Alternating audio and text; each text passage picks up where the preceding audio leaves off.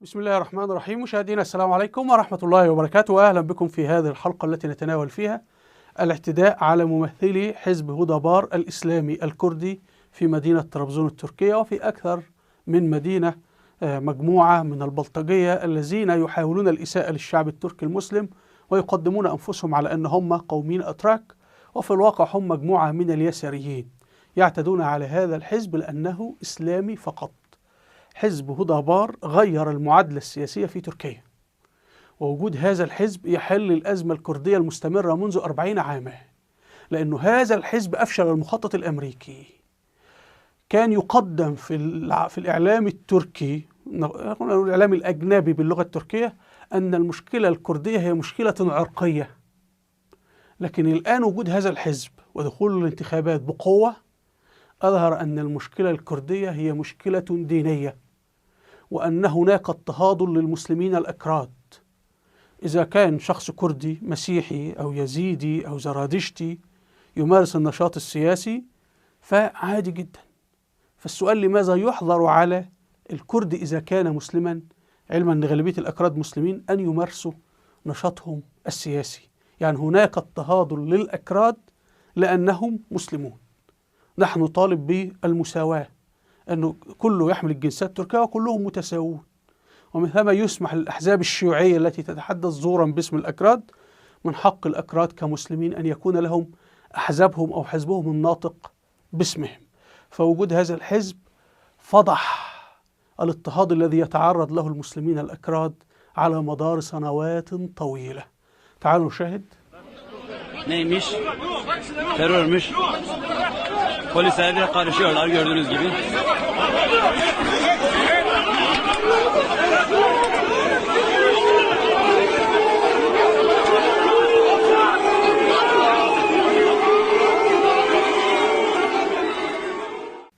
وخلال هذه المشاجرة أحد المواطنين الأتراك المسلمين اللي هو هذا فضح المخطط وقال للبلطجية: أنتم لم تتشاجروا مع الذين يقولون سوف نطلق سراح عبد الله أوجلان، هذا الذي يسعى لتقسيم تركيا وإقامة دولة شيوعية أرمينية في ديار بكر وغير اسم ديار بكر إلى آمد.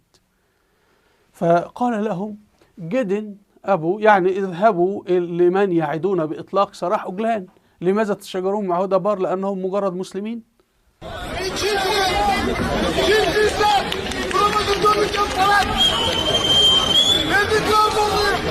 Burada doğdum, burada büyüdüm.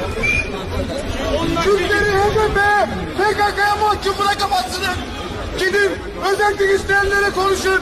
Kafayı bırakacağız diyenlere konuşun. وهنا فيديو آخر للاعتداء، تعالوا نشاهد.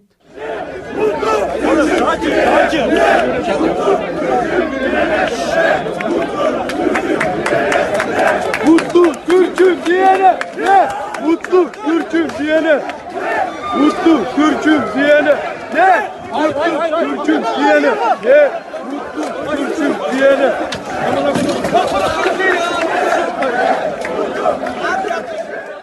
هنا فيديو لما شاهدته بكيت، تذكرت قوله تعالى: وأن هذه أمتكم أمة واحدة، لا أمة كردية ولا أمة تركية ولا أمة عربية، أمة إسلامية واحدة.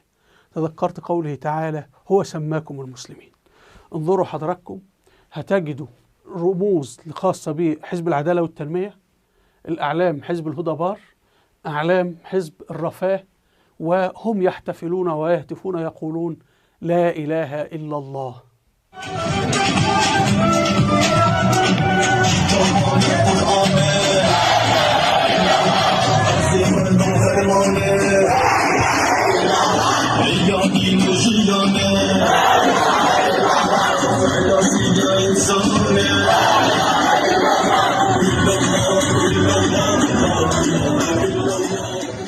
وكل الاعتداءات التي تعرض لها تركيا ومن قبل الدولة العثمانية كلها بسبب لا إله إلا الله محمد رسول الله، وقتل عثمان بن عفان رضي الله عنه بسبب لا إله إلا الله محمد رسول الله، والحفاظ على القرآن الكريم.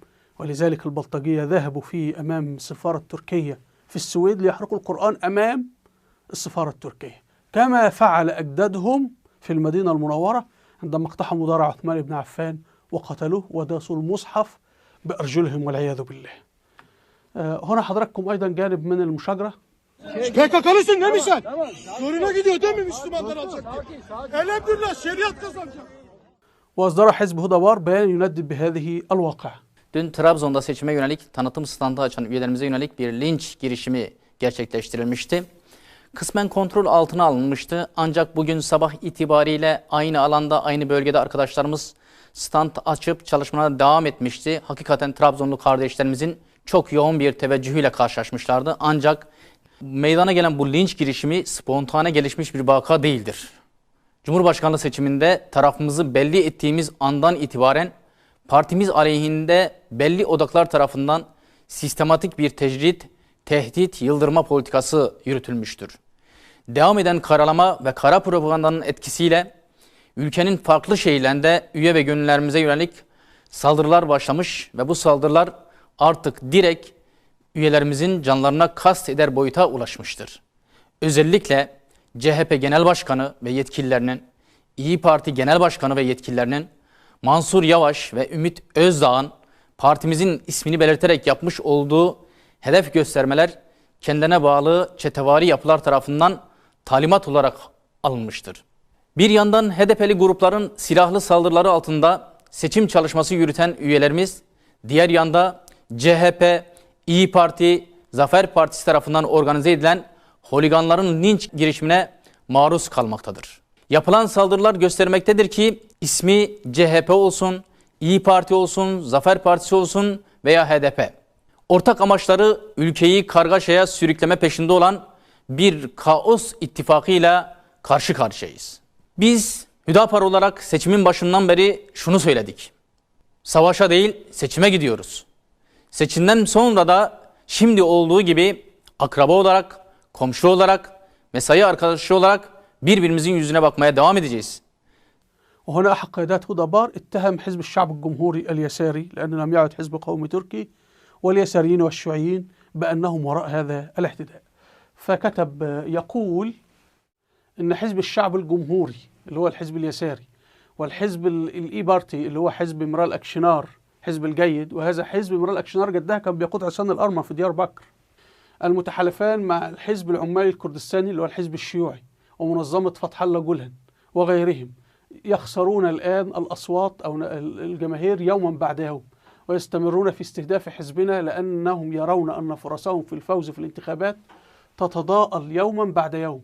يحاول هؤلاء الفاشيون واليعاقبة. من هم اليعاقبة؟ الذين لا جذور لهم إخفاء عدوانهم بالأعلام وادعاء الوطنية الزائفة. أولئك يحاولون منع حملتنا الانتخابية في طرابزون، فهم أسر العقلية الفاشية الاستبدادية. نحن فقط نشعر بالأسف على هؤلاء الدمى. هدى بار يجب أن يكون في البرلمان. وهنا الروعة العظيمة أنه حزب الهدى بار بإذن الله إن شاء الله يدخل البرلمان، وبإذن الله إن شاء الله ندعو الله سبحانه وتعالى أن يفشل الحزب الشيوعي هذا، تحالف الشيوعيين اليساريين اللي هم مسمينه التحالف اليسار الأخضر، اللي عاوزين يغلقوا المزارع ويغلقوا والولد يحاول لبنت والبنت تحاول لولد. بإذن الله إن شاء الله يفشلون في دخول البرلمان يا رب. وإذا دخلوا بإذن الله إن شاء الله يكون هدى بار لهم بالمرصاد ويحطمهم تحت قبة البرلمان.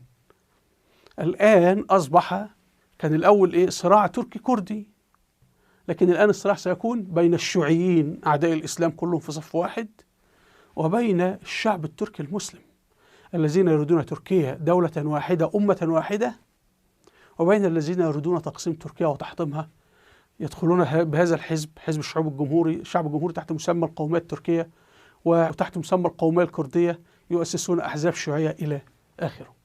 هنا التقى حضراتكم رئيس حزب هدى بار مع رئيس حركة الطلائع جزاه الله خيرا، وقال له نحن ضد هذه البلطجة وضد هؤلاء لا ينتمون لشعبنا، بارك الله فيهم، أمة مسلمة واحدة. هنا زكريا يبيش أغلو رئيس حزب هدى بار الإسلامي كتب يقول: قام السيد محمد شاهين رئيس اللجنة التنفيذية لحركة أكينجيلار يعني حركة الطلائع وأعضاء اللجنة التنفيذية بزيارتنا. أود أن أشكر إخواننا وأخواتنا على زيارتهم الطيبة، نقلوا لنا أطيب تمنياتهم وإدانتهم للهجوم الذي تعرض له مركزنا الانتخابي في مدينة طرابزون من مجموعة استفزها عدد من المحرضين الجهلة، بإذن الله سنفسد حيلهم. هنا الكاتب الإسلامي الكردي عادل حنيف داود أغلو كتب قال: الدستور التركي يمنحني حق الإعلان عن من سأنتخبه. لعائلتي 11 صوتا، قرر 8 منهم وهم مسلمين أكراد التصويت لأردوغان وحزبه. نعمل على إقناع الآخرين وبإذن الله إن شاء الله يقتنعوا حتى يوم الانتخابات أن يصوتوا أيضا لأردوغان. هؤلاء هم أحفاد صلاح الدين الأيوبي، هؤلاء الذين حرروا بيت المقدس، هؤلاء الذين قادوا المسلمين أتراك وأكراد تحت راية صلاح الدين الأيوبي، تحت راية الإسلام، وطردوا الصليبيين وحرروا بيت المقدس. وبإذن الله إن شاء الله التاريخ يكرر نفسه بإذن الله. حضراتكم نأتي إلى المخطط الذي يحاك وتحاك أمريكا تركيا 40 سنة، ممكن 50 سنة، وهي تحاول القضاء على منظمة شيوعية فاشلة اللي هم حزب العمال الشيوعي الكردستاني هذا، ولم تستطع. حتى في عهد أردوغان 20 سنة دمرهم بنية تحتية، ولكنهم يستيقظون لأنه أردوغان لم يدمر الفكرة. الآن حزب الهدبر يدمر الفكرة. الأمريكان ماذا يفعلون في النشاط المستشري في شمال العراق والمستشري أيضا في جنوب تركيا؟ أمريكا، وأنا نشرت فيديو سابق وسأعيد نشره بإذن الله إن شاء الله، يقولون الإسلام هو الذي حال دون قيام دولة كردية عرقية، وأن الحل هو أن نجعل الأكراد يعتنقون الديانة الزرادشتية ويكرهون الإسلام. في هذه الحالة يمكن أن نقيم القومية الكردية. وقالوا طالما هناك إسلام فإن الكردي بصفته مسلم يندمج مع إخوانه المسلمين ويتحد مع باقي المسلمين ويكونون قوة عظمى، وأننا كي نفتتهم لابد أن احنا ندمر الهوية الإسلامية للأكراد، ولابد ننشر الديانة الزرادشتية. ساعتها يمكن إنشاء دويلة كردية تكون 5 مليون 10 مليون، وبعدين تصبح مثل أرمينيا. أنتم تشاهدون أرمينيا جعانة وحالتها سيئة جدا، ويعني دويلات فسيفسائية. يعني تخيل أنت لو عملوا اسطنبول، ما ديار بكر 3 ملايين تقريبا، لو عملوا اسطنبول 16 مليون، لو عملوا في اسطنبول 5 دول يعني مصيبة، الشعب اسطنبول يجوع يعني. فبدأ الأمريكان نشاط ضخم جدا في شمال العراق يا جماعة لنشر الديانة الزرادشتية. أمريكا بمنظمات بتمويل إلى آخره، اعبدوا النار. يعني أمريكا حتى ما تقول لهم ادخلوا المسيحية، لا ولا يهمها المسيحية في حاجة، اعبدوا النار. وأصلا عدد الزرادشتيين قليل جدا. فالعجيب أنه بيجري محاربة الهوية الإسلامية للأكراد لدرجة أنه الاتحاد الأوروبي أكبر حكومة كردستان العراق على أن تجبر الأحزاب الإسلامية الكردية على تغيير اسمها. وقالوا لمسعود برزاني احنا عندنا مشكلة أن يكون عندك حزب اسمه الحزب الإسلامي، رغم أنه في ألمانيا الحزب المسيحي حزب أنجيلا ميركل. وبيجري تمويل هذا النشاط بقوة جدا لتحويل الأكراد من مسلمين إلى زرادشتيين. فيقول لهم الأتراك اضطهدوكوا، العرب اضطهدوكوا، سيدنا نوح مش عارف كان زرادشتي أو كردي، وأصل الإسلام ليس فيه أعراق أصلا. انظروا. ولذلك حفلات عيد النيروز تجدها في كل مكان كل سنة، وهناك تعليمات من أمريكا لكل الحكومات. العراق فات تقريبا يوم، عيد النيروز في إيران 14 يوما، أسبوعين يا مسلم.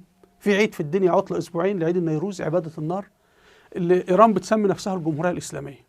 فهناك تعليمات أنه يجري اهتمام بعيد النيروز كإحياء الديانة الزرادشتية. أصل الزرادشتيين عددهم قليل جدا وهم أحرار في دينهم يعني، لكن نحن ضد أن يتم فرض هذا على المسلمين. يعني تحارب الهوية الإسلامية وتنشر الديانة الزرادشتية، هذا مخالف للمفروض حرية الأديان والكلام ده يعني. هنا ألوم على الحكومة التركية أنها تتبع سياسة تكتيكية لجلب الأصوات الانتخابية وتسكين المشاكل. واحد عنده سرطان ودرجة الحرارة مرتفعة، نخفض له درجة الحرارة بمسكن. واحد يتألم يصرخ فنعطيه مسكن، لكن الألم المشكلة لم تعالج. الحكومة التركية ماذا تفعل؟ يأتي مجموعة لها ويقول نريد أن نعمل مقتل الحسين وكربلاء، هيا كده احنا بسطناهم. مجموعة احنا لا، عيد النيروز في اسطنبول، نعمل عيد النيروز في اسطنبول وفي ديار بكر وهكذا. انت بتضع قنابل موقوتة ستنفجر في تركيا في وقت ما كي ترضي هذا وزيد وعباد. هل مصلحة الدولة تسمح بهذا؟ هل إيران تسمح لك بأن تقيم في داخل إيران مقتل عثمان بن عفان؟ وقتل عثمان بن عفان، وعثمان أهم مليون مرة من الحسين، ومقتل عثمان أشنع من الحسين. وطريق عثمان بن عفان نعرفه، وكل الصحابة صاروا في طريق عثمان بن عفان. أما طريق الحسين فلم يخرج فيه صحابي واحد. لو في صحابي واحد خرج مع سيدنا الحسين أخبروني يعني. كل الصحابة رفضوا، لكن ليس هذا موضوعنا. فلماذا نحن نرقص على الأنغام الإيرانية؟ إيران تقول احتفلوا بالنيروز، نحتفل بالنيروز. إيران احتفلوا بمقتل الحسين، نحيي مقتل الحسين. طب وأين مقتل عمر بن الخطاب؟ وأين مقتل عثمان بن عفان؟ فتكون النتيجة أنه بيجري زرع قنابل في كل مكان في تركيا. وقت ما الحكومة تضعف تنهار الدولة، وهكذا سقطت الدولة السلجوقية. بعض الإخوة أرسلوا لي وقالوا الدولة السلجوقية دولة ضخمة، لكن كانت ضعيفة عقائديا دينيا، لأن هي لم تدخل في توضيح حقيقي لزيف العقيدة اليهودية المسمى أهل البيت. فالحشاشين الذين كانوا يقولون نحن أحفاد الرسول، نحن أهل بيت الرسول، والرسول ليس له أحفاد. لو هناك أهل بيت للرسول فهم أبناؤه عبد الله والقاسم وإبراهيم. الرسول له 3 أبناء، فلم نسمع أن الرسول قال هم أسياد شباب الجنة، ولا القاسم هو سيد أطفال الجنة، ولا أي شيء. لماذا الحسين والحسن؟ لأن المسألة صراع سياسي.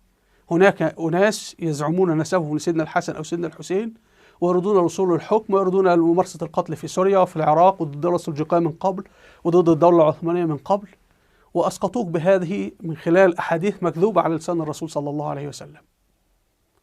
فأولى لماذا كل ما فيش ولا شيخ يقول أحبوا عبد الله ابن الرسول، ولا شيخ يقول أحبوا القاسم ابن الرسول، علما أن القاسم هم أقرب للرسول من سيدنا علي، وعبد الله ابن الرسول أقرب للرسول من سيدنا علي. فلماذا ولا شيخ يخطب عن هذا؟ لأن المسألة ليس سيدنا علي ولا سيدنا الحسين، المسألة هي متاجرة باسم سيدنا علي وباسم سيدنا الحسين وباسم سيدنا الحسن لتدمير العالم الإسلامي نفسه. فإلى متى سنظل نرقص على أنغام أعدائنا؟ إلى متى سنظل نحارب على نفس الأرضية الخاصة بأعدائنا؟ لابد أن احنا نخرج. ونحن الآن في زمن الكمبيوتر.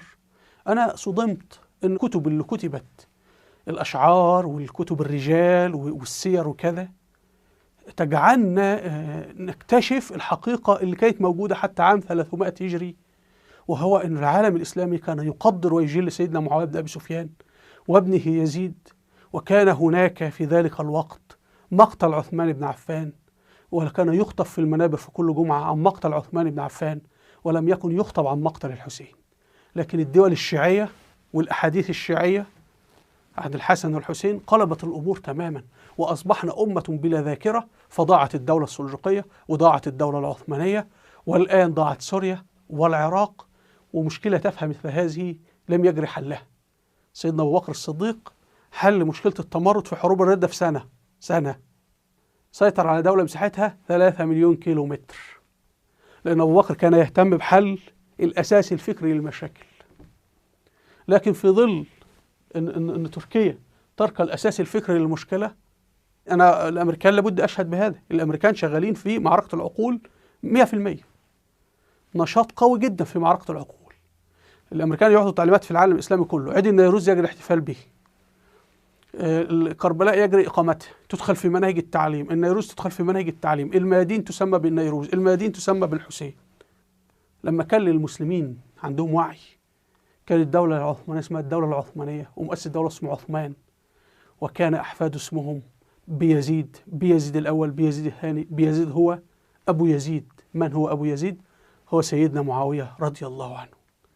فلذلك حزب الهدى الكردي الإسلامي هو يحل المشكلة الكردية من الأساس أصلا. أن المشكلة أنه في عداء للأكراد لأنهم مسلمون. شكرا، انتهت المسألة، كده المشكلة اتحلت، وكده المسلمين الأكراد فهموا حقيقة الصراع، لماذا هم مضطهدون. أرجو مشاهدينا أن تكون الصورة قد وضحت. وفي الختام هنا المذابح التي ارتكبتها الميليشيات الشيوعية الأرمنية ضد المسلمين الأكراد في ديار بكر وفي غيرها في الحرب العالمية الأولى. وللأسف الحكومة التركية لا أقامت نصب بذلك، ولا خصصت يوم أجازة عطلة للمذبحة الكردية. فرنسا وكل هذه الدول عندهم يوم للمذبحة الأرمينية. أين يوم المذبحة الكردية؟ وكيف أنقذ المسلمين الأتراك والجيش العثماني المسلم التركي إخوانهم المسلمين الأكراد في ديار بكر وغيرها من المناطق. أرجو الاستماع لهذا الكتاب، تأليف أستاذ جامعة مصري. هنا في فيديوهات على اليوتيوب أرجو مشاهدتها. أسفل الفيديو رابط صفحات على الفيسبوك وتويتر ورابط قناة على التليجرام. أرجو الاشتراك في القناة. هنا قناة فيديوهات الوثائقية التاريخية، أرجو أن تشاهدوها لأئمتها في مجال التاريخ. أرجو منكم الاشتراك في القناة بالضغط على هذا الزر. وإلى اللقاء والسلام عليكم ورحمة الله وبركاته.